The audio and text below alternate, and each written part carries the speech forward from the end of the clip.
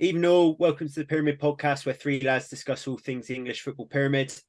On today's episode, we'll have a review of the Premier League action, including a controversial game at St James's Park between Newcastle and Arsenal. We'll preview Monday night football with Spurs hosting Chelsea. We'll touch on the Ballon d'Or results and if it went to the right man. We'll look at the main results from the Championship, including the Pyramid Cup holder Southampton leaving it late at Millwall, and take a look at the key upsets from the FA Cup. And Laura will talk us through Yeovil's local midweek derby game tomorrow night at Torquay. I'm your host, Alex Murphy, and once again, I'm joined by Tom Lawrence and Tom Gallagher. Boys, we'll start at St James's Park. Laura, come to you. Big win for Newcastle, but a bit of a controversial goal. Just first thoughts on if you thought it was a goal, and secondly, just the overall VAR process. Oh, that's a tough start. Yeah, I thought it was a goal. This is how I saw it from start to finish. That incident in real time, I thought the ball had gone out. We were watching it down the pub actually, and as soon as Willett went to retrieve it, I said that's gone out straight away. So anything that happened from there, I thought would be deemed irrelevant. But later on in the move, obviously we get is it a foul, is it not, and is it offside, is it not? I didn't think it was a foul. I think it's one of those where I actually agreed with Gary Neville's description of it, where Gabriel was kind of leaning forward and looking to throw himself to the floor to gain a foul, which players can do now that the VAR are here, because he knows there'll be hands somewhere near him, and on a freeze frame, it'll probably look like a foul, and it just hasn't gone his way.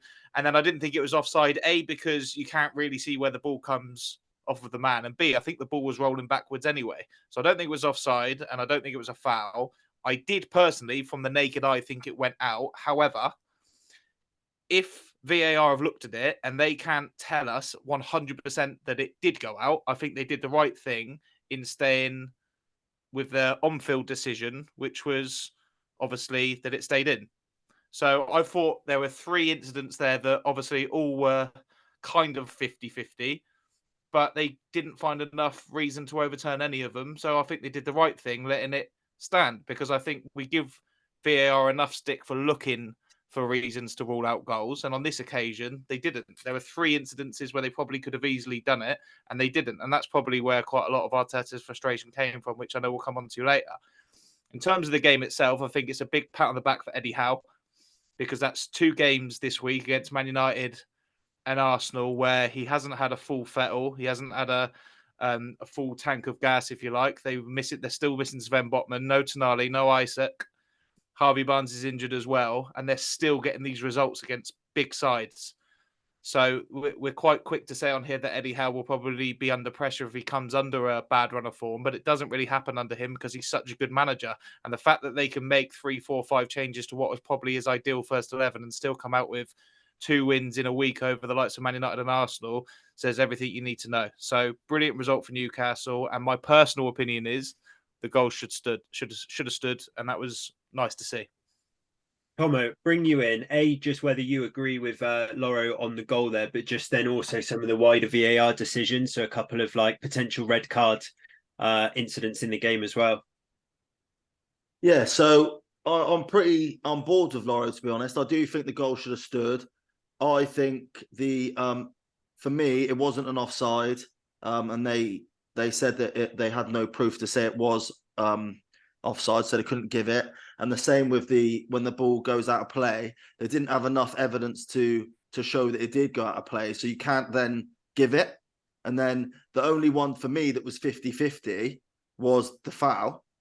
Sort of Joelinton, it does look like he pushes Gabriel, but I do kind of agree with Gary Neville and Laura in the fact that Gabriel did sort of lean into it, if you know what I mean. So it almost like he tried to win the foul as opposed to a foul happened upon him. So for me, I don't really understand why Arteta's come out after the game and gone so nuts, because that one's a 50-50. You've got 50% of the population saying it's a foul, 50% say it's not. So it's a subjective one. So for whichever way it goes, you can't argue, because VAR is not there to referee 50-50 decisions. It's there to referee the big mistake. So it's not a mistake either way. Go on. One question for you, Tomo. So I've heard a lot of people saying that there's not enough evidence to overturn the decision So you've got to stay with the on-field decision. But do you think VAR is now influencing referees to not make on-field decisions and stop the game? And because they've got VAR to rely on in the background, so you're going to see more instances of potential goals that should be rolled out or decisions that should have been made not being made because the referee's in the back of their mind thinking, I'll let play on, I'll give the goal, and then see if there's any reason for them to rule it out. And then VAR saying there's not enough clear evidence. Whereas if he didn't have VAR, the linesman might have been like, that looked out to me, I'm going to give it on my gut feel, or that looks like a push and I'm going to give the push. Yeah, I agree with you. But what you're saying is, if there's not enough clear and obvious evidence that they made a mistake, then for me it's a 50-50 decision either way. And I know what you're saying, that they're sort of almost relying a little bit on the VARs to come in and correct a mistake if they do make an obvious one. But I mean, you'd rather more goals in a game, wouldn't you? So yeah, that's true. The only thing what I will say about Arteta's rant after the game is I think it's inadvertently played out to be an absolute masterclass for him, because I thought Arsenal were crap on the day. I actually thought they were quite good for the first 15 to 20 minutes, and they really quietened that St. James's crowd that we spoke about in the previous podcast. That's such an advantage for Newcastle. However, as soon as Kai Havertz did what he does, and that's another subjective one, I didn't think that was a red card. I thought it was just a bad yellow card tackle.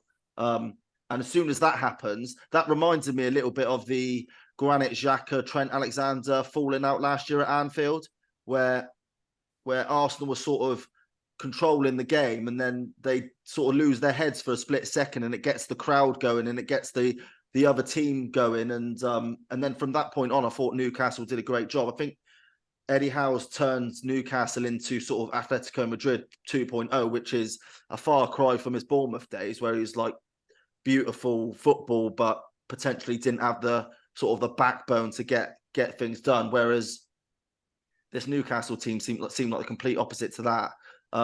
But yeah, like I said at the start, I don't think anyone is now talking about how poor Arsenal played, and I don't think anyone's talking about David Raya making another mistake, because let's be honest, that was a bad error for the goal. Even if you want to say it shouldn't have stood, it's a bad error from him, and that sort of shines a spotlight once again on the Ramsdale Raya argument or debate that we've had all season. Yeah, and you said there, Tomo, that you didn't think the Havertz one was a red card. What do you think to the Bruno Guimaraes one? Do you think that's a dirty one off the ball and should be sent off for that? No, not at all. Nah. When they slow it down, and they do with everything, it looks bad. But I'm sure if you watched it normally, he's just clipped him with his forearm. It's not an elbow. If it was an elbow, then potentially. But when they slow it down, it always looks worse than it is. And I actually thought because he got booked in the second half, didn't he, for pushing an Arsenal player in the chest. And everyone was going, well, he's lucky to still be on the pitch because he should have got booked for the forearm. And I just thought, well, that wasn't a booking either. It's just like they're just booking. They're getting things. I think where people start to get a bit dismayed with it is like inconsistencies of other people who get sent off for raising their arms or hands at all. Not to sort of bleat on about United, but you have like Casemiro last year sent off where he sort of like got his hands round Will Hughes' sort of scruff of his neck, but slowed down, looks like he's throttling him, and it's a straight red. But I think consistency is killing people. And I agree with you. And Rodri was the same, wasn't it, against Forest? Yeah. But the reality of it is, just because those decisions are happening, I think those decisions were wrong. So just because they're happening, I don't think every incident like that should result in a red card. Like, two wrongs don't make a right, in my opinion. And just because Casemiro's wrongly got sent off, I don't think Bruno should wrongly get sent off here. Yeah, valid point. And then, Laurie, just before we move on, Tomo touched on kind of Arteta's rant, saying a bit of a masterstroke in the end for Arsenal. Just your views on what he had to say and the kind of fallout from it since. Well, I think if it was a masterstroke, and I know Tegel thinks this, but it's probably an unintentional one, because I think the outburst of emotion from Arteta stemmed from obviously losing what was actually a very important game.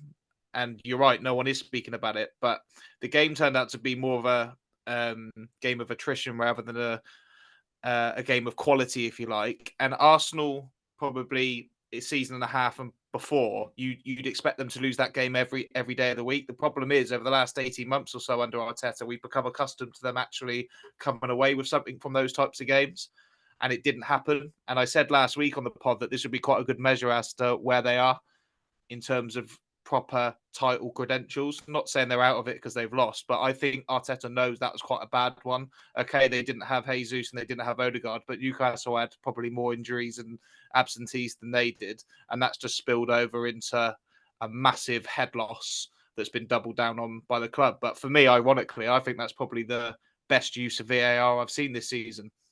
I don't think they got anything wrong personally. And if that ball was out or in, we don't know. If it was a 50-50, they left it. They weren't sending people off for the sake of it. And that's what we want to see. So I want VAR scrapped, but when it works well, like I think it did at the weekend, we have to praise it and say they did a good job. But can I just say that even though you are right, Laura, and even though I do think they got the decision right in the end, I thought it, like, for the fan, it ruins the spectacle. And I was sat there watching the game going, oh, they're trying to disallow. This is awful. It takes 4 or 5 minutes to make the decision. And those 4 or 5 minutes have completely almost sucked the life out of any enjoyment you have watching this game. Whereas obviously the on-field referees give the decision. If VAR wasn't there, it would have just been so much better, like, to watch as a fan. Yeah, and I agree, and I want VAR scrapped. I agree with absolutely everything you said, and it takes too much time out the game. But if VAR's here, they do need to take the time to make sure they get the call right. Otherwise, we see what happened at Spurs a few weeks ago. So judging it whilst it's here, that was one of the best I've seen it used. But yeah, exactly right. Every decision they're trying to send someone off normally. Every decision they're taking 5 minutes and you're thinking they're definitely going to disallow it because they're looking for every which way to do so. I agree. So we're on the same page there. But I just thought they got it right as far right as VAR can go on Saturday in that game. And I don't think Arteta... One other point. In his big rant after the game, someone was trying to... One of the reporters or whoever asking the questions in the press conference kept on saying to him, specifically, Mikel, which bit did you not like? Which bit did you think should have ruled out the goal? And he kept on saying at least 2 out of 3. At least 2 out of 3. He didn't want to specify which one he thought was wrong. And that to me made it sound like he thought, well, there are 3 reasons to cancel it out there. By law of averages, they should have given 1, rather than being able to say the ball was out. Or rather than being able to say, no, that was definitely a foul. He didn't want to hang his coat on any one of them, just in case someone could come back and disprove, no, it wasn't a foul, no, it wasn't offside, no, it wasn't out. He just kept on saying it was definitely 2 out of 3 of them. So I think that's another reason he got so angry. He thought, well, for God's sake, every other time there's normally 1 reason and they disallow it. We had 3 and the goal still stood. And I think that's why he felt sick, in his own words. Yeah. VAR needs to get to the stage, doesn't it, where as much as automated as possible. So like we spoke about international games before, haven't we, in tournaments. So like ball's gone out of play because it comes to the bird eye view and here is the ball out of play. Not just Richard Keys and Andy Gray retrospectively saying it was in.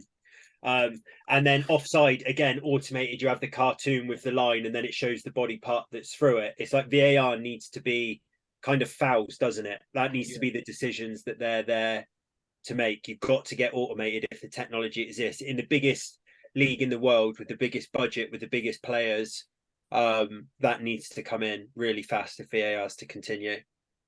Yeah, when it's quick and clinical, like it was in the World Cup, you almost accept it more because you think, oh, that's technology. A bit like goal line technology. Yeah, that was definitely over the line. Yeah, that was definitely offside. And like Tegel just alluded to, it doesn't take 4 or 5 minutes out of the game.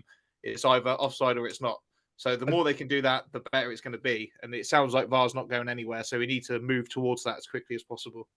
I guess with goal line technology, there must be something that's on the goalposts which are sensors for that. It's got to be some sort of technology that can be on like the corner flags or something like that run through to the post for the... So it will be like a little chip in the ball. Yeah. It's going to come in. I don't know how long it's going to take, and I think we spoke about before, haven't we, about the semi-automated offsides. They'll be coming in at the start of next season, so hopefully that will clear those offside ones up. And then, yeah, and like you say, the bird's eye chip in the ball, that will help with the balls coming out of play, because United had one, didn't they, against Brighton when Rashford set up Højlund, and that goal got ruled out when it sort of looked similar to that Murphy one. Yeah, definitely. But yeah, need some changes there, because it just takes away from big wins for sides, doesn't it? I'm sure Newcastle don't really care too much, but retrospectively, we're not talking about, or people aren't talking too much about Newcastle going and doing an absolute job on Arsenal and Anthony Gordon being in electric form. It's all about, did the refs get it right? So yeah, something needs to change there, but we can talk about that till we're blue in the face. We'll move on, boys. So one sort of early title pace setter, Arsenal dropped points, and then Sunday afternoon another one did. So Tomo, Luton won, Liverpool won. Looked for a while like Luton would get all 3 points, but Diaz to the rescue for that one. But yeah, just want to touch on Nunez's day with you and some of the chances that he missed. Yeah. He must be an absolute head fuck to watch as a Liverpool fan, because he had one where it was outside of the box, and I thought, that's a great effort. He looks like he's got his eye in now. And then he missed another sitter in the first half, and then that one in the second half where Mo Salah inadvertently heads it towards him. And I'm not sure if they've proved or disproved whether Mo Salah was in an offside position, so I don't know whether it would have stood or not. But to not only miss from 2 yards out when it's just sitting up perfectly just to place it into the net, but I think he's missed it sort of twice over. So I think, that Nico Jackson meme that you were talking about, Loro, Yeah. at the start of the season, where they make the goal bigger and bigger and bigger. I actually think if they make the goal twice as big, he still misses. It's that bad. Yeah, I don't know. Like he still, for me, Nunez, he still for me has got something. I just think he quite often has these games where you're just like, what on earth has happened? But yeah, do you know what? I was really impressed on the game itself. I was actually really impressed with Luton. I know I spoke on Thursday's pod, and I said that I thought Luton might do it. I just fancy Luton to get a good win against a good Premier League team at some point at Kenilworth Road, and it did have that kind of FA Cup third round feel to it, where the underdogs sort of do everything they can to fight and scrap for everything, and the goalkeeper had a good game. I thought Ross Barkley had a great game against Liverpool, which is sort of a little bit of a storyline to that, obviously being a former Everton player. And then actually, I thought their wingers, that Issa Kabora, I thought was dangerous all game. That Ogbene made Trent Alexander look stupid a couple of times. So it did kind of look dangerous on the break, and he obviously got the goal through Taev Chong on that. But I wouldn't panic too much if I was a Liverpool fan. Like, they had an XG of 3.01, so we'll call it 3. And like at the end of the day, on any other sort of game, they would have won that comfortably if Darwin Núñez had a shooting boots on. Yeah, Lauro, I've obviously been quite scathing of Luton, predicting them to go down on probably I think I've said before, the least points that a Prem side ever gets, but they're probably getting quite close to that now. Were you impressed with them, and what's your kind of thoughts in taking stock sort of 11 games in for the season for them? They'll probably be about as high into the table as they could hope to be. Quite often with these, no disrespect, but smaller Premier League sides, they seem to come out of their shell a little bit more against the big teams. And you were right, Tigo, it did have a bit of an FA Cup feel, and there's a little bit more hysteria around the place. And you feel like they get an extra sort of man on the field, metaphorically, from the crowd when they're playing a Liverpool. Whereas when they had Burnley at home, who have only won game all season, they lost 2-1. Do you know what I mean? They can't get themselves up for it as much, or maybe they can't make up for their lack of quality as much as they do against the likes of Liverpool. But I agree with Tigo. I thought Chong, Ogbene, Barkley in particular were fantastic. And Gabe Osho as well. He was playing for Yeovil 3 years ago. We had him on loan from Luton when Nathan Jones was in charge. And he's obviously got himself in the team and stayed in there. And I thought he was a beast at the back. And I mean, I don't know how they work this out, but fantasy Premier League have given Alisson Becker all 3 bonus points. So they must have rated Luton as well if he had enough work to do to to get the 3 bonus points, even though he conceded. But obviously also big up Luis Diaz, who's flown back, I guess, from Colombia this week to nod in a very important equaliser for Liverpool. Because if you're not going to win a game like that, it's good to see them get something out of it and remain up there in the title race and keep their unbeaten form going. So, yeah, it was quite a good game to watch, wasn't it? I thought Luton were good. I thought Liverpool were wasteful. Nunes must have had about 10 chances. Every time I looked up, he was having a shot. It's just one of those days where it wasn't to be. But probably a fair result all round 1-1.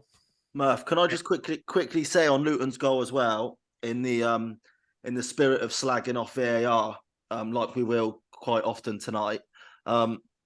Obviously, Luton scored, don't they? And it's an absolute brilliant moment. And for the next minute and a half, they're checking the handball in the build-up to the goal from the other end. And for me, that's another example of what it takes away from the joy and the sort of the moment of Luton going ahead. I know it kind of potentially means that Luton fans in the grounds get 2 moments of happiness, because the first moment is obviously the goal itself, celebrating, and then the second moment they're celebrating the sort of the VAR says it's a fair goal and we move on. But I just think, for me, watching as a neutral, it completely takes away the enjoyment. Yeah, no, completely agree with you. I get that second moment of joy, but sometimes it's a bit forced, isn't it? Like when the referee blows his whistle and you check and then they score, and then all the players run over to the guy who's scored it and sort of push him towards the corner flag to go and celebrate. It's not raw emotion, is it? Scoring a goal and getting back up off the deck and running to your fans is like pure passion and elation. That's kind of like you got to kind of almost fake it a bit, your happiness. By that time you trotted back to the halfway line or stood around the referee waiting for him to make a decision. So it does ruin that part completely. But yeah, big point for Luton, and they can obviously take some confidence into their next Premier League fixture, which is at Old Trafford. So yeah, 3:00 on Saturday. No doubt they will go and get something against United. We will briefly touch on United, Tomo. So Bruno Fernandes popped up 91st minute, left it late for an important 3 points against Fulham for Ten Hag and United. I managed to watch the game because didn't have football myself with it being rained off, but United looked pretty poor again in large spells. Yeah, we looked terrible in you say large spells, actually the whole game. I thought Anthony's performance was a sackable offence. Generally, I was absolutely shocked that he come out for the second half, and he got dragged after 60 minutes. And I actually think he was booed by the United. He was that bad. He got booed by the United fans, who are notoriously good with their players, and they rarely boo, to be honest. Just a quick shout out, I suppose, for Harry Maguire again. He went down after about 30 seconds with a head injury. And to be honest, it looked like he probably should have gone off, or someone should have forced his hand and took him off, because he definitely looked not quite at it, or potentially concussed. But I thought he was great again. He was heading away. And to be honest, the only reason why we didn't lose that game, like we did against City and against Newcastle, was because Fulham were poor themselves. But yeah, look, we won the game. It wasn't really that enjoyable. But I suppose we move on to Copenhagen. It's an important win for Ten Hag because it's sort of a stay of execution. But I wouldn't go as far as saying we turned the corner or anything like that. I thought it was as equally as bad as the Newcastle game, and I thought it was equally as bad as the City game. I just thought Fulham were bad as well. Yeah, two sides there who can't put the ball in the back of the net, can they? So it was always going to be tight. I actually thought it was going to be 0-0, but obviously happy United nicked it. Laurie, can I just ask you a couple questions, Murph? Because yeah, go on. So I thought our biggest problem, Man United, at the minute, I think, from midfield, is that the 3 players in midfield cannot take the ball on the half turn when, on the rare occasions, your Harry Maguire's or Lindelof or whoever's playing centre half plays that line splitting ball where they play it through the midfield into your midfielder. Every single time that happens, either it goes straight back to the defence or they try and take it on the half turn. You know how like a a David Silva, a Bernardo Silva, or even a Phil Foden, they take the ball on the back foot, and Andres Iniesta is probably the best in the world at it ever. Take the ball on the back foot, and in the same sort of motion, they're running against the defense. And I just don't think United have that player in their team. Our best attacking midfielder, Bruno Fernandes, is just not very good at that. No, he's not. I do actually think Eriksen can do that, but I just don't think he's got the legs to get through big Premier League games anymore. There's times where he comes off a bench where United are losing, and he starts to get that ball punched into him, and he'll then pick out the next pass correctly, and United start actually building an attack, which sticks out like a sore thumb because we just don't build attacks at pace like that. But I just don't think he's got the legs for it. I think the biggest issue you've got with United is that they needed a midfield rebuild, and we've brought Casemiro in, we've brought Eriksen in, we've brought Mason Mount in, we've brought Amrabat in, and it looks like we need a midfield rebuild again. Like, does it, like Casemiro and Varane to me look like they're two players who are going to slowly be dwindled out of this side, and the club will be looking for their wages off the bill and for them to be going to Saudi Arabia. I think there's something in that Varane thing in him not playing. I'm not buying that he's on the bench and got illness and not coming on. Otherwise, why on earth are you dragging him down to a freezing cold Craven Cottage in November when he's got a cold or flu? So I think there's something in that where the club want him gone, and I don't think Ten Hag's maybe having him. I think Casemiro's going to go the same way this year. Mount, I touched on last pod, he's brought for 60 mil to be this kind of, I don't know, I guess the second midfielder in the pivot alongside a holder to be the presser. That doesn't seem to be working out. Amrabat looks okay to me, but he's a lone move. I don't know if that's going to be made permanent. And then you got McTominay, who has always been kind of branded as a defensive midfielder, but now everyone seems to say he hasn't got the discipline for that role and he's better going forward. So I just think United's midfield is back in a place where we need another rebuild where, yeah, look, we're going to play Bruno 10, but sometimes he's having to go out wide right because of our lack of options out there, and we suddenly need 2 or 3 more midfielders. And one final thing I will say on that, I was critical of him at times, but I do think we've missed Fred as well in spells this season in games. I really do. I think that he's been, got criticism for being a terrible player, but sometimes in big games where you need energy and legs and a bit of bite, I think 8 million as well. When we sign him for 50 odd, a completely reckless transfer that for 8 mil. I'd rather just have him in the squad. But that's basically what I think, Tomo. We're going to need to sign 2 or 3 new midfielders. Yeah, on Mason Mount, I actually thought he did well when he come on, and he's had a slow start to his United career. I think we can all agree that, and he's probably had a tough 18 months because his last year at Chelsea was in and out of injury, and obviously the contract talks didn't go as he hoped. But I think he'll come good, and I thought he looked good on Saturday when he come on for the last sort of 15, 20 minutes. He provided, like you say, that we missed with Fred. I think he provided that bit of energy and a bit of oomph, for lack of a better word, if you know what I mean. Yeah, I just think with Mount, if he can't get into this midfield free at the minute because he's trusting on the holder, McTominay and Bruno, why on earth is he not playing out wide when Anthony is absolutely horrendous? I think he's going to be gone. And I don't know if he played out on the left for Chelsea when he was in that front three, but he did get some goals and assists for Chelsea out wide, didn't he? So I'd be playing him there. But again, that's such a strange one. £60 million midfielder, and actually looks like Ten Hag got the midfielder he wanted for that one, because we were linked with him early and just went and got it. It's not like Casemiro, where it was like after De Jong all summer and then lose a couple of games and we bring in a high profile name. I think he got the man he wanted. So for him to now, I know he had an injury, but to not be in the squad and sometimes and not getting on the pitch, sitting on the bench unused, there's something going on with that one as well. But yeah, we'll see. Laurie, just on that game, United had the ball in the back of the net early. McTominay scored from, I think Garnacho squared it across, but ended up getting ruled out for VAR. And I saw you put in the message that you didn't want that one ruled out. Just thoughts on that decision? Yeah, I didn't want it ruled out. I was saying just before we come on to Teagout, to be honest, by the letter of the law, it probably should be ruled out. But I don't think in a game of football, that goal should be ruled out. I don't think Maguire's action towards the ball affected the goalkeeper, the defender, or the ball ended up in the back of the net. So I want, in football, that goal to be allowed.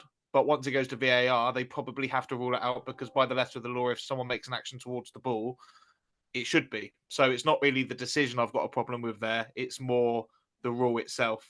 And we were just saying, oh, every time something happens, they'll change the rule a little bit to cover that one, and then it will affect something else. And it's just an endless journey of trying to correct a system that I wish we just had no video assistant referee over whatsoever. But it is what it is. But I think McTominay's on a positive note for United. I think he's a bit of a problem at the minute. I think he's probably your most threatening player, I think, every time I watch you. Certainly in the last probably 3 or 4 weeks. And I like him in the team. I like seeing him a little bit further forward. I know he's playing sort of in the middle and with maybe a little bit more license to go and attack. I think he's maybe a bit of a forward-thinking player. Always remember him scoring a brace in the first 5 minutes against us in the league a couple of years ago. And I think he was likened to Zinedine Zidane by Phil Hay, the Leeds top correspondent. So there's definitely a player in him. So McTominay on that McTominay goal, just quickly, I do agree with you. I like by the letter of the law, it probably should be ruled out. But that's another example of how. So even when VAR gets the right decision, it's taken away the enjoyment of the game because it took about 5 minutes for that decision to be made. And for me, if anything takes 5 minutes for a decision to be made, then it's not clear and obvious. But so even when they're interfering and getting the decision right, they're turning fans away from the game as a whole because the process is wrong. Do you know what I mean? And it comes down to the fact that we as fans would probably choose the euphoria and the momentum and the spontaneity of the game over getting every single decision right, wouldn't we? Yeah. And that's what it comes down to. And that's why none of us want fucking VAR, but it's here now. And also the VAR really, because they seem to, they get slandered either way on decisions that they make, whether it be right or wrong. So Arsenal fans hated the VAR decision there. If it had gone the other way, Newcastle fans would have been like, how on earth can you call that offside? The only decisions that everyone kind of agrees with is absolute clear and obvious errors, which maybe if VAR wasn't there, the referees wouldn't make those mistakes because they wouldn't just let the game play out. So these kind of 50-50 ones, you don't always get your way anyway because VAR doesn't get it right. So that just goes back to rubber the green, which is where you get that, watch match of the day. Oh, we got away with one there. That was a hint of offside there, wasn't it? But class, or that was shit. That would have been given. That should have been offside. But you say the VAR is not getting enough right, or people aren't agreeing in complete unity about the decisions that they're making. So just get rid. But yeah, not something that we're going to solve here. Another game, boys, just to touch on. We were asked last week, weren't we, to do a segment on Villa and how well they're doing and how they're flying, and the pods maybe killed them a bit because, Laura, they were the first game on Super Sunday yesterday and lost 2-0 against Forest. And I think, again, by the group chat, you were impressed with Forest's display. Yeah, they were playing like prime Brazil. Honestly, it was like, I don't blame Aston Villa for losing that football match because Forest were like wave after wave of just positivity and driving forward and not taking no for an answer. And sometimes on the right day, that can happen at any big football ground. The fans were behind them. They were up for it. I don't know if that's classed as a little bit of a derby. And Forest are brilliant. But I always think when I watch Forest, like that is the least team in the Premier League that I could name you a starting 11. I don't know who half of their players are. They're different every single week. Like some of the players yesterday, I've just had to get the team up in front. I can't even read some of their names, but I certainly haven't heard of a lot of them. The highest rated player was actually Harry Toffolo, who's had a really good EFL career, so it's good to see him doing well. But it was just one of those where sometimes home advantage means something, and it certainly did yesterday. And it's good to see Steve Cooper pick up 3 points because Tomo highlighted last week they'd been on a sneaky bad run. And when you're on a sneaky bad run, like Brentford were on a couple of weeks ago, and now Forest, you need a big result, normally at home, just to turn the tide a little bit.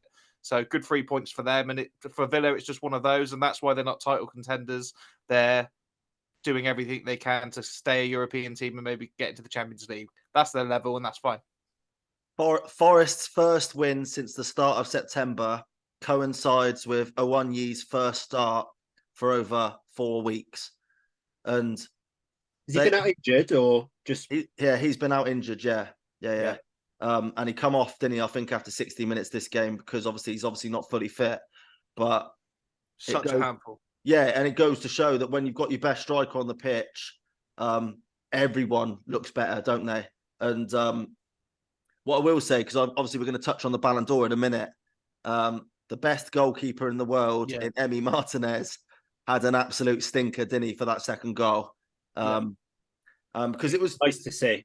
Yeah, it is quite nice to see, to be fair, because he's a bit of a show pony, really. Or do you remember when United missed that penalty late against them, and he turned and kind of did like the X-Pac suck it to the Stretford end? I mean, you got to admire it in a way, but not at the time. But do you know what though? Like with Villa, because obviously we spoke. They have been really good this year, but I think at the start of the season when they lost a couple, I think quite by a big margin, we did say that sometimes they play this like really, really high line that when it goes wrong, it looks ridiculous. And I think it just went wrong against Forest. And obviously, so Newcastle and Liverpool, wasn't it? The games you speak about, they lost them both heavy and they played that high line. And I think it will happen to Villa this season sometimes, just because, and obviously, like sort of, let's say 6-7 times out of 10 it works, because obviously they're doing really well this season. But when it doesn't work, it looks complete amateur hour. Yeah. But both of the goals yesterday were actually strikes from about 20-25 yards. So I'd rather blame Emi Martinez on this occasion. Like you say, not the most likable geezer, is he? Particularly after picking up the golden gloves or whatever it's called at the Ballon de shit. So, yeah, Emi's fault yesterday. Yeah, but that Ola Aina's first goal, side foot, unbelievable. Yeah. I wouldn't blame Martinez for that. If say a Tony Cruz did that, you'd be like, yeah, that's absolutely world class. But it's Ola Aina. But the technique on that is beautiful. Yeah, it is. Yeah, great win for Forest. Just to round up the rest of the Premier League action, boys. So Brentford won 3-2 against West Ham, and Neil Maupay scored. Great moment for him. Decent game that, actually.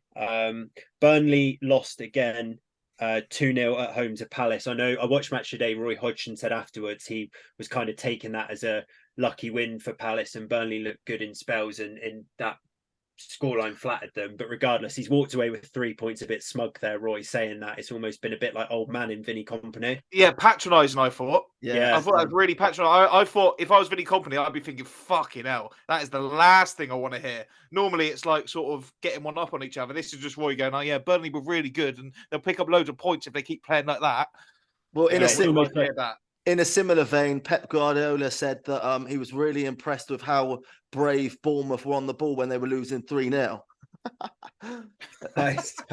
And he does that, doesn't he? He does that. He says he's so impressed with the team and then goes and dicks them 6-1. Yeah, that I completely agree. That was really patronising from Roy Hodgson, as you say, Laura. As a Vincent Kompany, it's like if he'd rather been like, yeah, we nicked it, but we were the better side, even though you weren't. That's way better than almost like lifting Vincent Kompany's hat off and rubbing on the head and being like, you'll be fine, Vincent. Well, quickly, will Vincent be fine, Laura? That's another loss, isn't it? We spoke about the couple winnable games for them, and he's lost both of them. Yeah, I think he will be fine. But I mean, look, the only way Vincent Kompany could get sacked this season is if it's an absolute abomination. And to be fair, it is on its way to being that. However, although it's in a different league, this time last year, they weren't top of the league. I'm not sure they were even in the playoffs. They'd drawn a lot of games and it was a slow start. And then they went on a run. So it's going to be much harder to go on a run this time, obviously, against much harder opposition. But it is something that he's done before. So I'd be very, very... Even if they went down bottom of the league with no points, they've already seen what Vinny Kompany can do in the Championship, and he's probably the best man to bring him back up. And when Burnley, in the Sean Dyche era, 10, 12 years ago, Burnley came up, had a bad season, came straight back down, stuck with Sean Dyche the whole way through, then went up again, then they were ready, and then they stayed there until, as we know, last year, the year before. So I think they should stick with him, and I think they will stick with him, but he does need to get some points. Yeah, before the international break next week, they go to the Emirates, which looks like no points on paper, but almost a bit of a free hit, isn't it, going there before international break? So Well, unless they lose and he gets sacked, then he might not call it a free hit. But yeah, I think he does need to pick up a win soon. Everton drew 1-1 with Brighton, so Brighton left it late. Ashley Young own goal, Matoma assist there, but Brighton have now only got 3 points from their last 5 league games, so struggling a bit there. But Everton's form's turned around. Man City won 6-1 against Bournemouth. I think Doku scored and got 4 assists, so got more fantasy points than my whole team combined. And fair play to Sheffield United. They left it late, had a 100th minute winner penalty against Wolves 2-1. But Tomo, just briefly on that one, Gary O'Neill hard done by again for another penalty decision. Yeah, 100%. They were done last week, weren't they, against Newcastle? They've definitely done against Man United on the first game of the season. I think they've had one other as well. But he was surprisingly calm after the game after that. And if you compare and contrast, say, Arteta's reaction, and obviously Wolves have had it way worse than Arsenal.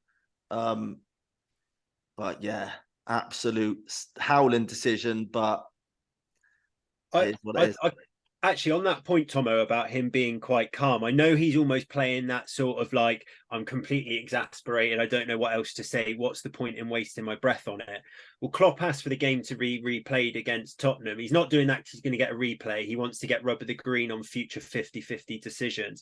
I think there's a bit of that in what Arteta's doing, which is like flying off the handle. So will the referee and VAR make a big decision at the Emirates when a future decision comes out? From a United point of view, I really want Ten Hag comes out and sort of blasts decisions sometimes, but he's not real like full throttle with it. And I know sometimes people think managers come across as pricks, like doing that and real sort of like egotistical, but I think it does work for sides, like the Garnacho offside. It's like, well, it is offside because the lines have been drawn, but Arteta and Pep and Klopp would still argue the toss on that. Penalty decisions don't get given. I think managers need to do that a bit more and be real like stern with it, put pressure on the refs to get future decisions. Nah, the whole reason why sort of the refereeing community have sort of put a flag in the ground this season and said we're sticking up for ourselves now, and we're booking like managers when they're having a go at us, we're booking players when they're having a go at us, is because of the Arteta of this world and Klopp. Arteta and Klopp are basically two of the biggest culprits of it. Those two, they're always having a go at the refs. They're always putting pressure on the refs. And the same with the linos. And like Klopp had an incident last year where he pulled his hammy because he was so angry and irate and nearly pushed a fourth official down.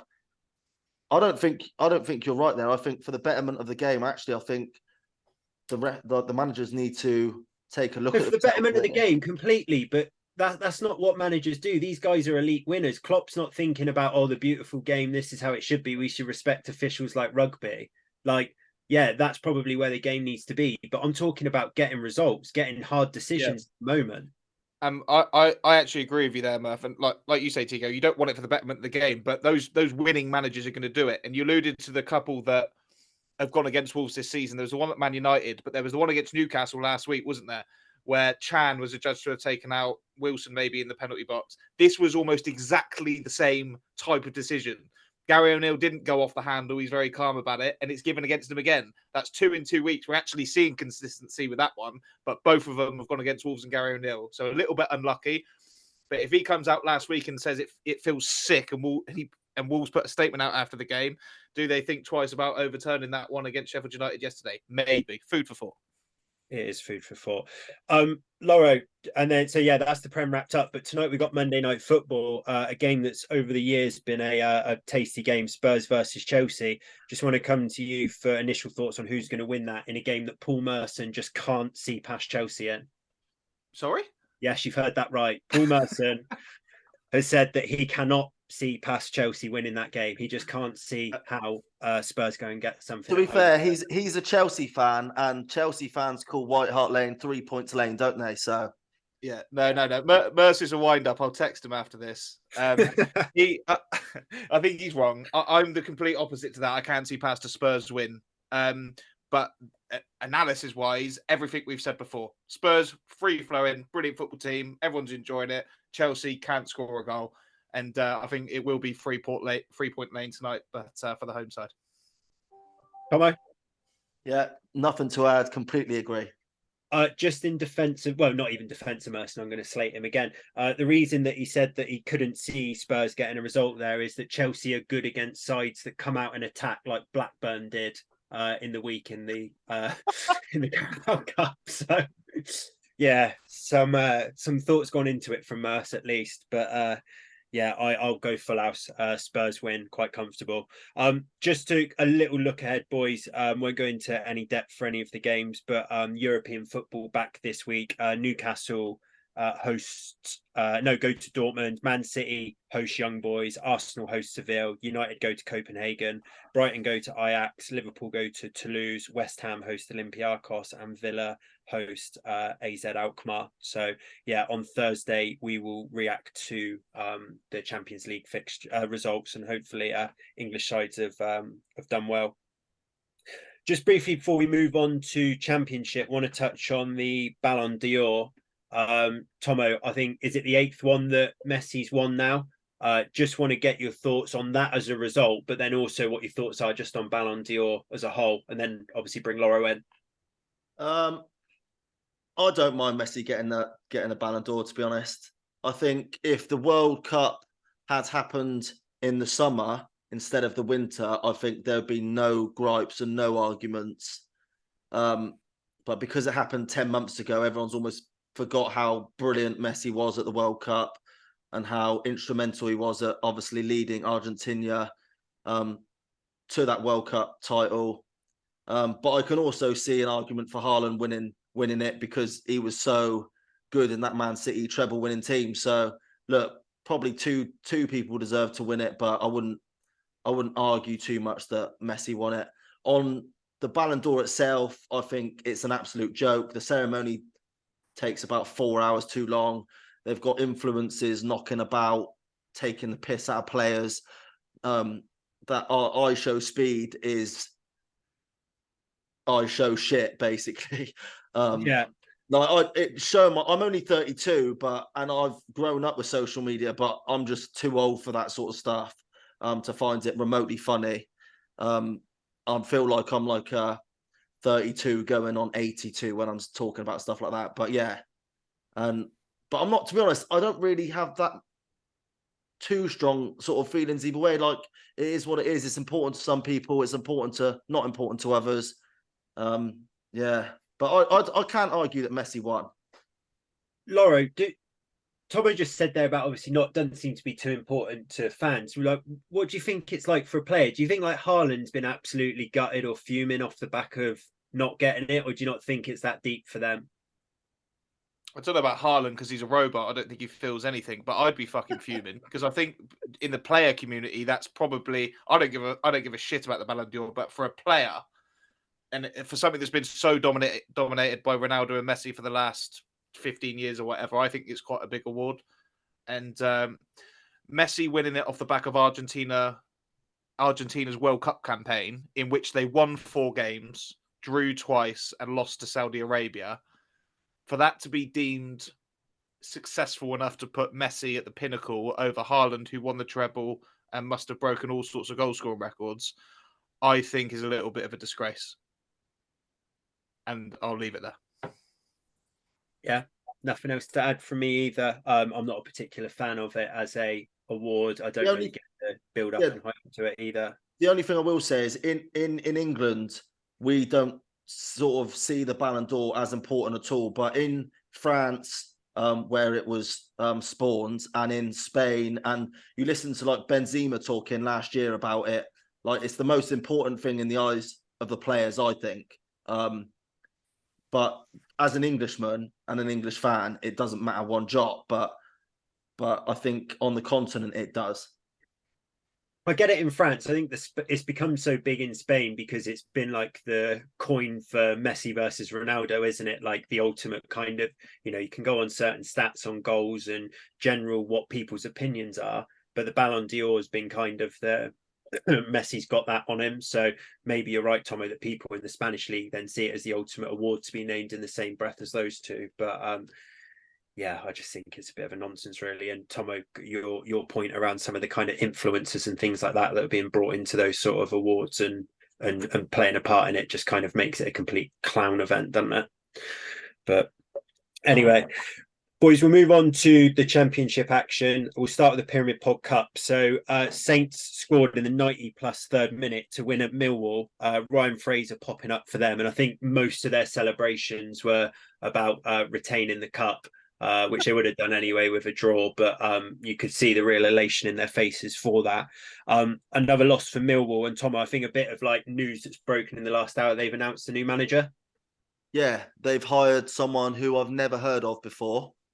Joe Edwards, but he was the England under-20s coach. I think he was assistant manager to Frank Lampard at Chelsea in his first stint, I believe. So he's obviously highly thought of. But it's interesting because apparently he plays this like free-flowing, attacking, gives youth a chance style football. And then the other guy who was in contention for that job was Nathan Jones, and people would say that it's probably sort of two ends of the spectrum there. But just on the game, it was a well-deserved win for Southampton. They've won 5 out of the last 7 now. They're only a point behind Leeds, who obviously got the win against Leicester. But by all metrics, they deserve to win the game. They had 16 shots to Millwall's 7, 8 shots on target compared to Millwall's 1. Ryan Fraser getting a bit of a title of super sub because I think he come off the bench against Hull a couple of weeks ago and scored a late winner as well. Russell Martin said that he won't be happy with that title, but he says it's tough to get into his team because they've obviously got a good side. I think he come on for that Sulemana, who looks like a good player as well. But it just goes to show that Southampton have kind of got that Premier League-ish quality in their squad if they're bringing on Ryan Fraser. And it made a difference in the end. Yeah, can I just say on Russell Martin as well? I said at the start of the season in our predictions, I worried about him because I thought quite early on he was going to run into a time where results were going to be difficult because he's trying to implement a very particular set of philosophies within the team. And it was just going to be whether Southampton could stick with him and give him the chance to carry on after appointing him, or whether we could turn it around quickly enough after those results to go back in the other direction and get a Northern League trajectory again. And it's been the latter. I think he lost 3 or 4 in a row. Then they beat us, and I don't think they've lost since, and they've won most of them. So fair play to Russell Martin, and you're right, Southampton a point behind Leeds. Great season, and a real shake-up in the top 4 with Ipswich as well. It's going to be interesting to see how that plays out. Yeah, we'll come on to those other results in a bit up that top of the table. But big win for Saints. There's also a interview that apparently he's done, Tomo, which has been got over the weekend or done in the last week, which has gone down really well.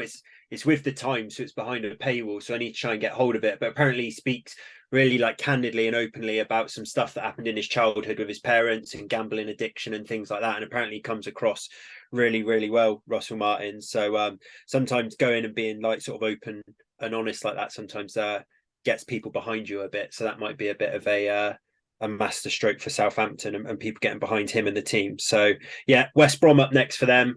They'll be looking to keep the cup and stretch that games to 3. And then I guess just an outlook for the cup. Championship sides can't be too far off Floro from coming into the FA Cup.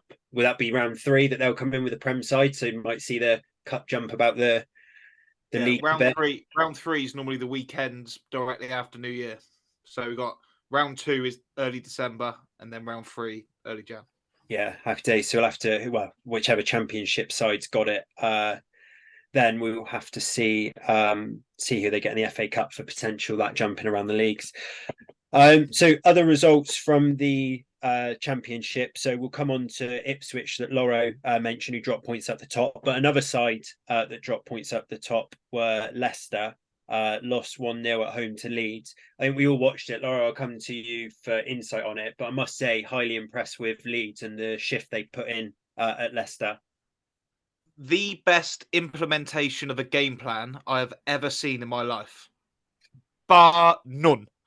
Honestly, I'm not an expert in the specifics of pressing football and triggers in pressing and stuff like that. But if someone who did know what they were talking about watched that, I'm pretty sure we would have got an A star, because it was absolutely unbelievable how high we pressed and how long we managed to keep that press going during the game, right up until the closing stages, until probably after we scored and then sat a little bit deeper. And the game, I thought, would have been 3 or 4-0 had it not been for Leicester having amazing defenders. And in particular, Ricardo Pereira and James Justin were unbelievable, because there was a few times where Somerville got in, Rutter got in, Piro got in, and they managed to somehow get back or get the body between the goal and the ball and things like that. I actually thought Leicester were okay. But when you talk about Mavididi, who's having an amazing season on their left wing, got pocketed really a lot of the time by young Archie Gray, 17 years old, central midfielder playing at right back. Little thing that Glenn Kamara, by the way, who we've not really mentioned, signed him in the summer from Rangers, was dynamite in midfield within Ethan Ampadu, who's been brilliant all season. Joe Rodon, for me, best centre back in the league. And right at the end, don't often give him credit, Ilan Meslier pulls out a world-class save to deny Leicester a point. So I can't remember a game where every single player for me was an 8 or a 9 or a 10 out of 10 for Leeds. And to do it away at Leicester, who have been the best championship side in the last 15 games that we've seen in a long, long time, was so, so impressive. And again, it's mainly down to one man, and his name's Daniel Farke. Yeah, it was a really good game of football, wasn't it? I was megally impressed with both of them. I actually thought the game played out kind of exactly how we thought it would when we spoke about it on Thursday. Because I thought Leicester would dominate the ball. They had 66% possession. But like you say, Lauro, Leeds, their game plan worked perfectly. They had 1.3 XG compared to Leicester's 0.8. So obviously had the better of the chances. 6 shots on target compared to Leicester's 1. An example of how good that game was this 30-second moment. I don't know if it was I want to say it was the first half. I'm not 100% sure. It was when that Abdul Fatawu cut inside and blasts one and it hit the bar. And then within about 10 seconds, Somerville had the ball in the Leicester box. And it could have been a pen. Yeah, exactly. And I just thought, you know what? It's an unbelievable game of football. Yeah. But you're right to pick out and point out Meslier, because he's had a lot of stick, and especially last season when you guys were in the Prem, and I thought that save was unbelievable. But really impressive game of football, and I'll just sort of compare and contrast. What would I rather watch, Leeds versus Leicester or Sheffield United versus Luton? Do you know what I mean? It's like apples and oranges.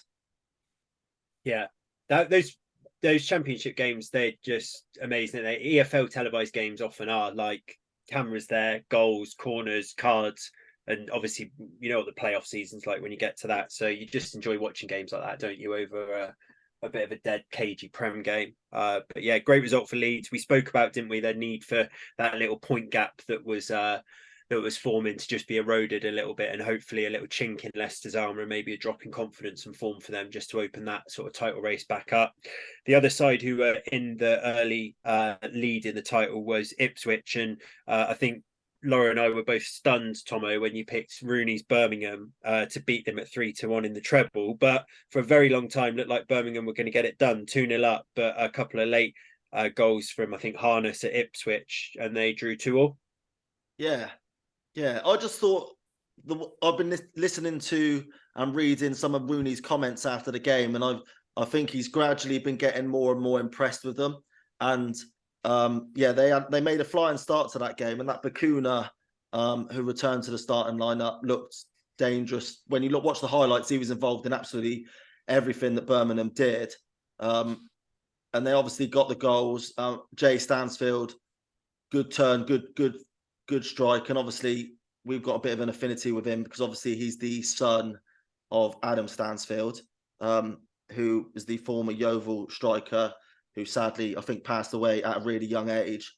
But do you know what? I thought that game was quite ironic because Birmingham brought in Rooney to play this no fear attacking football, basically that John Eustace wasn't able to play. But if you look at the stats, And I don't know whether it's because they got the early goal, and I guess the game state changes how you play and affects how you play, but they only had 32% possession. Their XG was way down on Ipswich's. But yeah, and to be honest, it was a good game of football. And if I was Kieran McKenna, I wouldn't be worried too much. It just shows that they've got a lot of fight and spirit. And in terms of sort of their squad depth, they had Dane Scarlett come off the bench to link up with Harness for the first goal.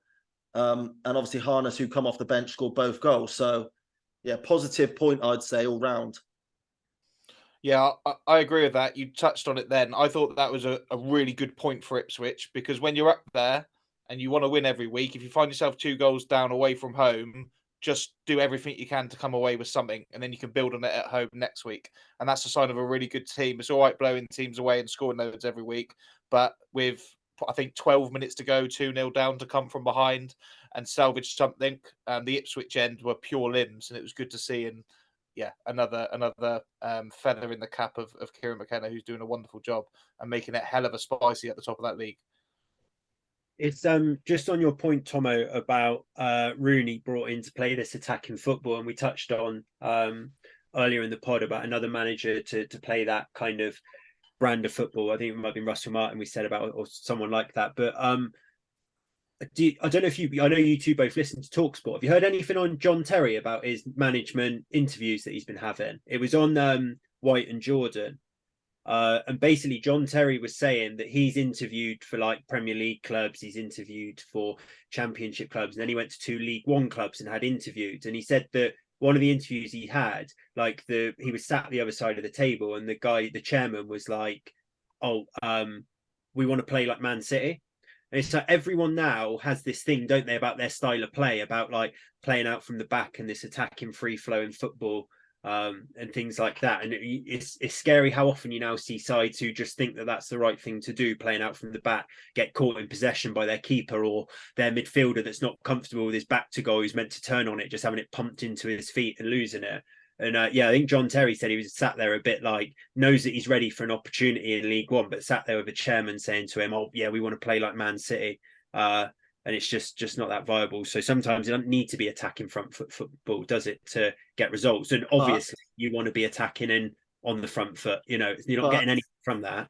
But in the chairman's defences, and if you look at what Birmingham are doing, they're trying to build a brand and put bums on seats. And they like the best way to put bums on seats and to fill stadiums is to play attacking football. I think win games. Well, I know, but play attacking football that wins games. Yeovil's a prime example of that, isn't it, Laurie? Where like Yeovil's style of football sometimes has been like under Cooper has been like, oh, this ain't great football, this ain't front foot attacking football. But suddenly you win a certain amount of games in a row, and the crowds start to go up, don't they? Yeah. No, I agree with you, Beth. And like Tigo just said there, you want attacking football that wins games. That is AKA Man City, because they're one of the only teams in the country that can do it, and maybe a couple of others at the top of their divisions. But just I did hear a little bit of that, and I did also hear that John Terry had an interview at Newcastle, and I'm not sure if they were expecting John, but that did make me laugh as the former Villa assistant manager turned up thinking he was the one to lead the ship forward for the Saudis, and Newcastle would take them from the relegation zone to the Champions League. That must have been an interesting one. And apparently John fluffed his lines a little bit at that one and couldn't quite believe the expectations in his PowerPoint presentation weren't quite met. So unlucky John, and it'll be good to see him in football, but I think somewhere in League One is probably the level. Yeah, I think these like ex-players who are at the top of the game need to go and do it in League One, League Two. And as we touched on last time with Lampard, can you then lead a side of players who are way worse in regards to quality to what you are, and get them bought into some sort of ethos, style of play, and you be accepting of their sort of standards? So be interesting to see. Just to touch on another game, Tomo, you highlighted as well, Plymouth 3-0 with Borough. I think Ballymumba and Morgan Whitaker both scored, who we've touched on before for them, but two sides that we've both spoke on there, Plymouth and Middlesbrough at the pod in length. But looked like Michael Carrick's side were going to get all 3 points, but Plymouth managed to get a late equaliser.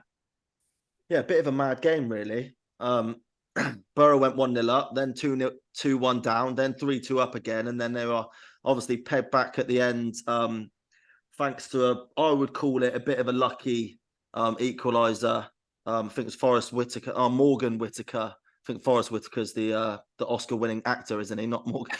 Yeah, if he scored a late equaliser for Plymouth.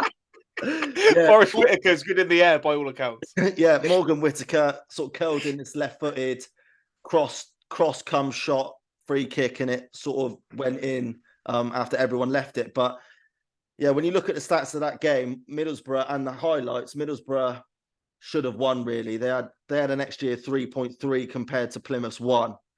They had 19 shots compared to Plymouth's 10, and 10 shots on target compared to Plymouth's 5. So Carrick will be disappointed. I think in his post-match interview, he had a pop up a couple of decisions in that game as well. But good result for Plymouth, obviously. Yeah. At the wrong side of all the stats and et cetera, and you come away with a draw after being twice, having twice come from behind. Fair play to them. I thought they were doing a little bit better than what they were actually, Plymouth. I know it's just a sign of the league that a win probably catapults them back up, but they're down in 19th now. I guess probably quite a small club for Championship standards now, but yeah, probably an important point for them actually. Otherwise, they'd have been down level on points to Coventry and Huddersfield. Just another bit of manager news in the Championship. Lauro, Liam Manning, I think it is, has gone to Bristol City. He was at Oxford. I know you've been impressed with Oxford this season so far. So just a bit of information on him and that decision from Bristol City. Yeah, another one of these sort of on-the-grass managers in the Russell Martin mould. So Liam Manning was the guy that replaced Russell Martin at MK Dons a couple of years ago. And MK Dons is another team that are trying to play an attractive brand. Bristol City are obviously trying to go in that direction now. But last summer, or the summer before, whenever it was, Liam Manning was at MK Dons, having guided them to the playoffs, and they lost, I think, in the playoff semi-finals at the time. And his stock was incredibly high. And I think he got offered the QPR job in the Championship and turned it down in favour of staying with MK Dons and building on the project. Now, he stayed with MK Dons, lost a couple of games. They were lurking around the bottom of League One, and they ended up sacking him.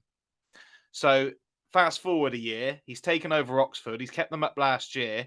He's had a really good start to the season, playing really good football.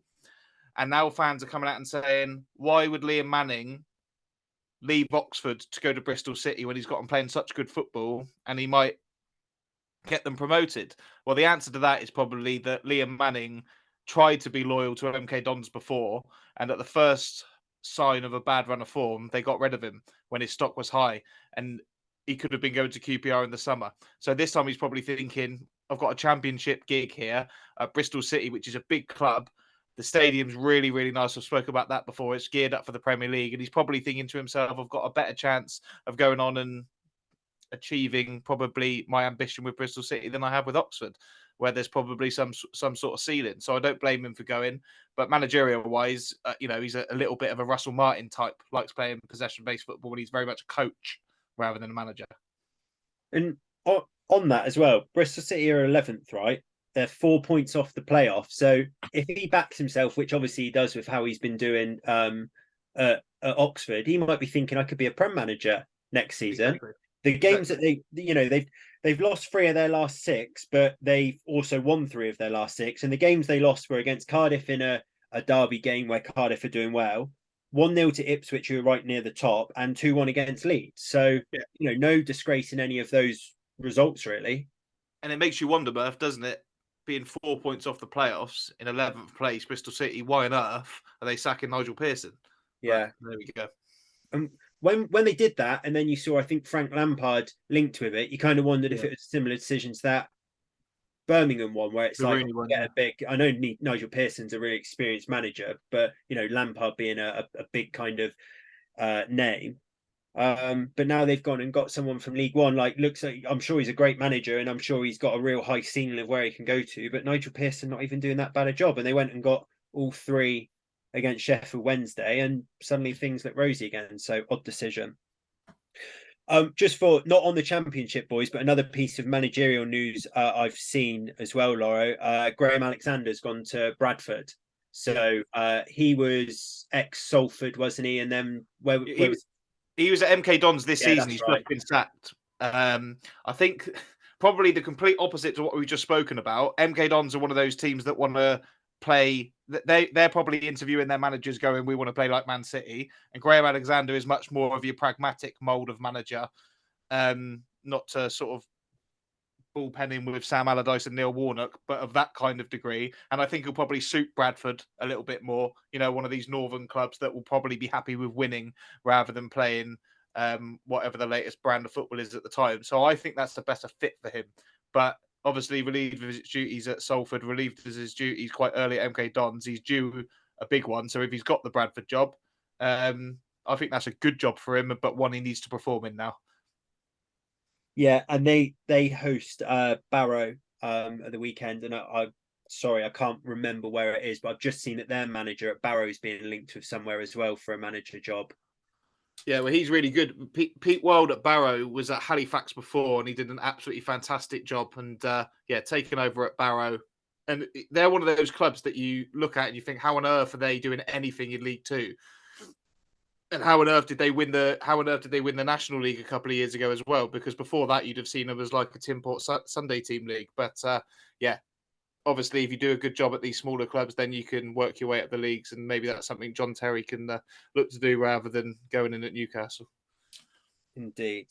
Loads of managerial changes on a weekly basis now, but we will keep on top of that. FA Cup, boys, so a few upsets that happened. Crazy 11-goal game at Swindon 4, Aldershot 7. Obviously, being my place of birth and a Aldershot fan, you can imagine my delight when they were 7-0 up away at Swindon.